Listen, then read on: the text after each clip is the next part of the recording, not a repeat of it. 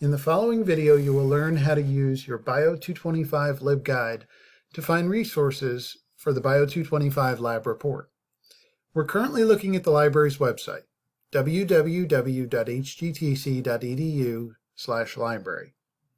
If you scroll down on the library's website, you'll find the LibGuides tab. When you click on that, you'll see a drop-down that asks you which guide do you need. Scroll down just a little bit and locate the Bio 225 LibGuide and click on Go. If you're unfamiliar with LibGuides, LibGuides contain resources identified by librarians to find the best information for a specific assignment. And if you've never seen a LibGuide before, the way you navigate them is by using the tabs at the center of the page. The Home tab is merely a welcome page. The first tab that we're going to look at is the Reputable Websites tab. And the reason you're seeing this link here is because one of the sources that you will have to use for your assignment is the NCBI website, the National Center for Biotechnology Information. You use this website to find the taxonomy or the lineage of your bacterium. That's the phylum, the class, the order, and so on down the line. Do know that you're seeing how to use this website in this video, but there's a short tutorial that you can watch here. And then there is also a link where you can find how to reference the NCBI website on your references list. When you go into the NCBI website, you'll want to type in the name of your bacterium in the search box.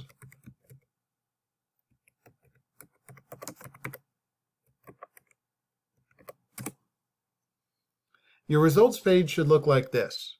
If you don't find a result, it likely means that you misspelled the name of your bacterium. Click on the result for your bacterium. The section that you're looking for is the lineage section. This is where you can find, again, the phylum, the class, the order, and all of those items. What you'll want to do is hover your cursor over all of the items in this line to locate the items that you need for the assignment. Don't click, only hover. You can see this is the class. This is the phylum. I'm not clicking, I'm only hovering. You can also click on the organism name to get more information, but all you may need is the lineage. When you click on this, you can learn things like other names that it was previously known by. That's the synonym section. And then you also can find a list of references or other sources that are available on the internet about your bacterium. But bear in mind that some of these can be a little dated, and with a lot of resources on the internet that are of a scholarly nature, these aren't all available in full text and they're not all free. Going back to your LibGuide, the next tab that we're going to encounter is the Books tab. You would search for books on your bacterium using this box here, but please know that as of the date of this recording, May 20th, the library is currently not available. We do have a limited book and DVD pickup service, and you can learn more about that on the library's website.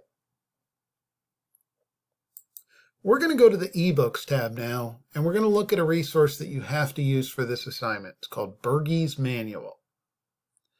Again, you're going to see how to use Bergey's in this video here, but there is a short tutorial available on this tab as well. Bergey's is available from off-campus with your H number. And just like we did with the NCBI website, when we go into Bergey's, we're going to type in the name of your bacterium in the search box.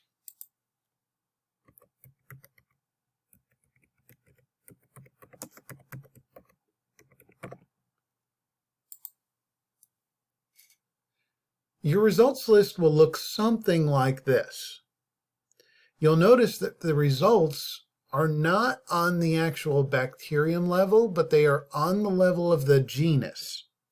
So this would be the one that I'm looking for with regards to the search that I conducted for Streptomyces griseus.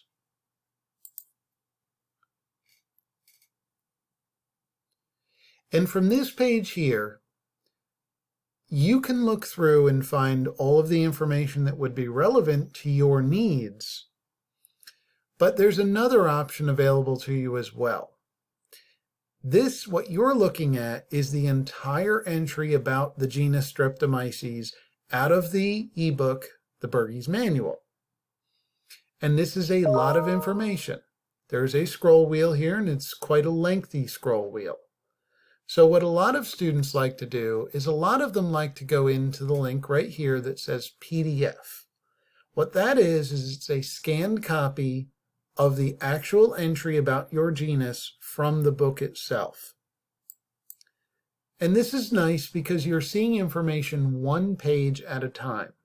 If you feel a little overwhelmed with such a long screen to scroll through, this will be a little bit more manageable because you're looking at things one page at a time. And the way it's set up, the information that you would need are in two main areas here. The first approximately 5 to 10 pages is information that's true about all of the species within that particular genus. So for example, everything within Streptomyces is aerobic. They're all gram-stain positive, and so on down the line. So you're going to want to read these first couple pages for general information. Then the next thing that you're going to want to do is scroll further down on the entry, and it may take a little while to scroll because some of these are quite lengthy. You can see this one is 414 pages.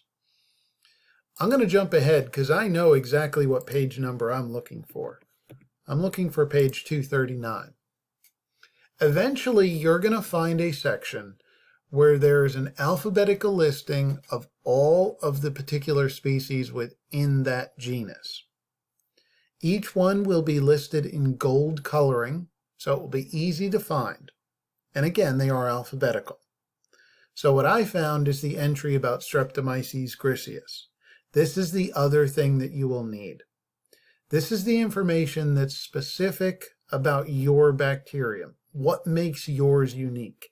And usually it's only a page or two at the most.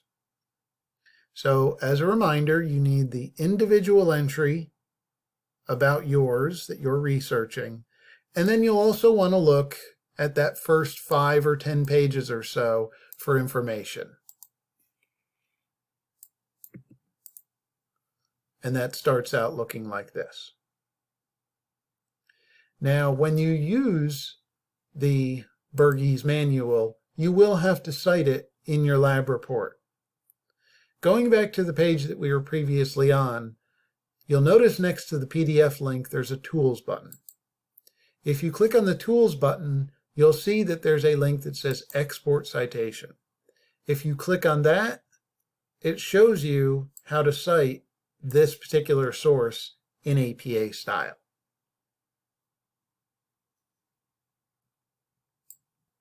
Now, while I'm not going to go into them in this particular video, under the Bergey's Manual, you will find the other companies that our library subscribes to for accessing ebooks.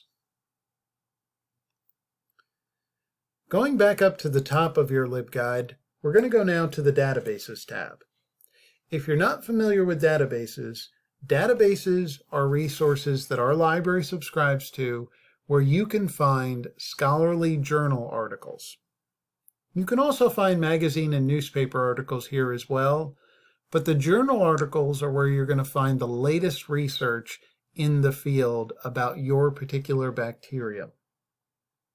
Now on this Databases tab, you'll find the library's allied health databases, as well as our science and technology databases.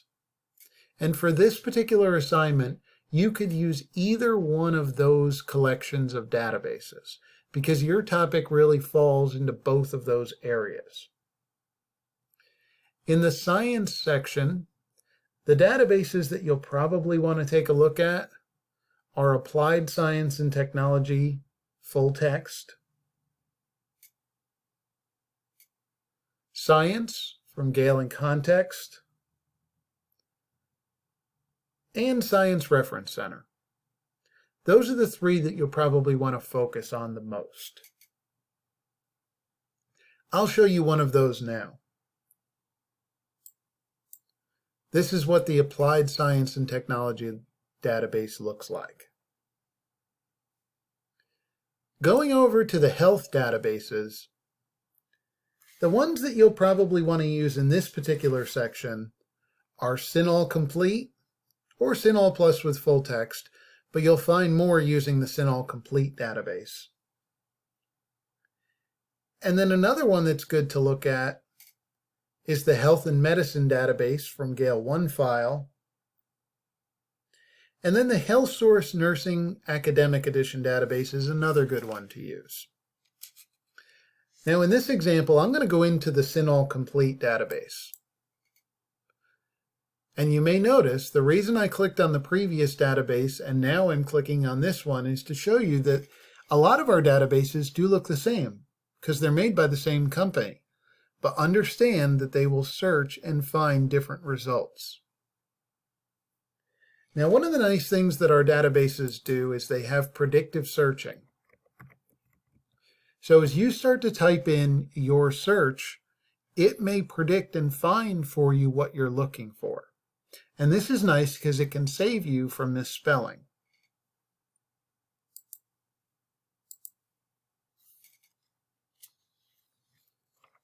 Now here's my results list. Now understand I do have a couple options here. I could either start looking through the list immediately, and there's over 1,100 results, or I can do a little bit of limiting. Maybe I only want articles from the last few years. I can limit over here on the left-hand side to more recent articles. I could also limit myself to scholarly peer-reviewed journal articles if I was interested in doing that. That's the highest level of journal article writing. And you'll notice that after I do these things, that my results list is a lot smaller than what I started out with. Now, please understand that the results that you are finding are going to run the gamut in terms of easy to understand to a little bit harder to understand. So as you're looking through, please know that some titles you may skip right over. Others you may read the title and say, I know exactly what that one's going to be about. I think I'm going to go in and take a look at that article.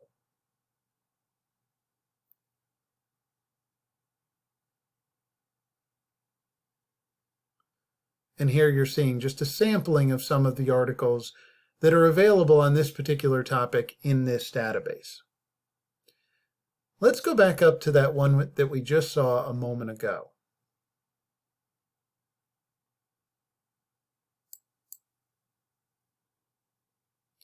If you find an article that looks good, you'll want to look for the PDF link after clicking on the title to go in and read the full article. The other nice feature about the library's databases is they all come with an email feature. This is great because you can send the article to yourself and not have to go back and find it again in the future if you need to refer back to it.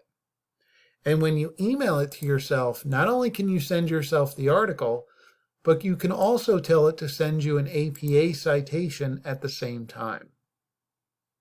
And if you're curious to know what the APA citation will look like, there's a link that you can click on over here on the right-hand side that shows you exactly what it will look like. Now bear in mind, these are computer generated, so you should still check them for accuracy. Is anything overcapitalized? Like in this instance, the author's last names are overcapitalized. You should only be capitalizing the first letter. And are any words in the title of the article either over or undercapitalized? With APA style, you only capitalize the first word in the title. So the R in risk should be capitalized. And then any proper nouns as well should be capitalized. So these are a great starting point, but you do have to double check them for accuracy. One last database to show you is the Health and Medicine database.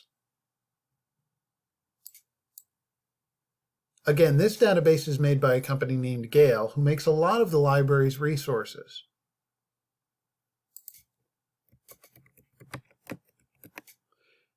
And again, we have predictive searching. So I can click on the suggestion that they provided for me, and then I know that my search is going to be spelled correctly.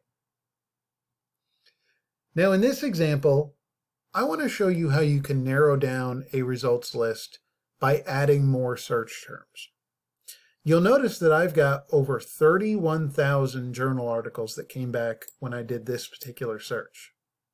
Now I could limit myself to those peer-reviewed journal articles. I could limit myself by publication date. So I do have a couple options to get this down, but maybe I'm looking for something very specific. Maybe I want to know about the antibiotics that are used to treat this.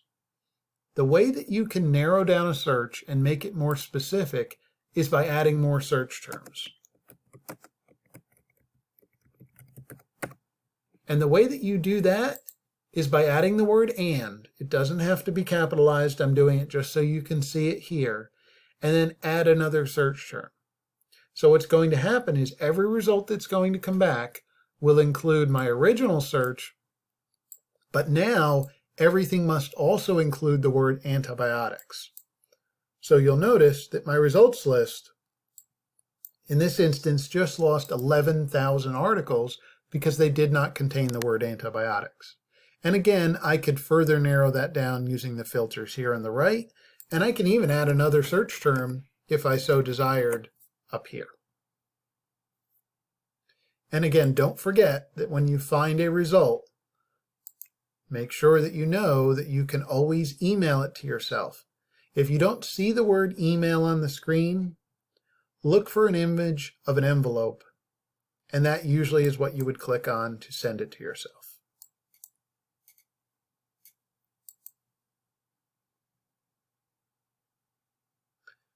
The last tab that we're going to mention here on the guide is the Get Help tab. And this is where you can find a variety of methods for contacting the library for assistance. Please know that the library is here to assist you. We're very familiar with the Bio 225 lab report, and we can certainly point you in the right direction when you're having trouble finding information.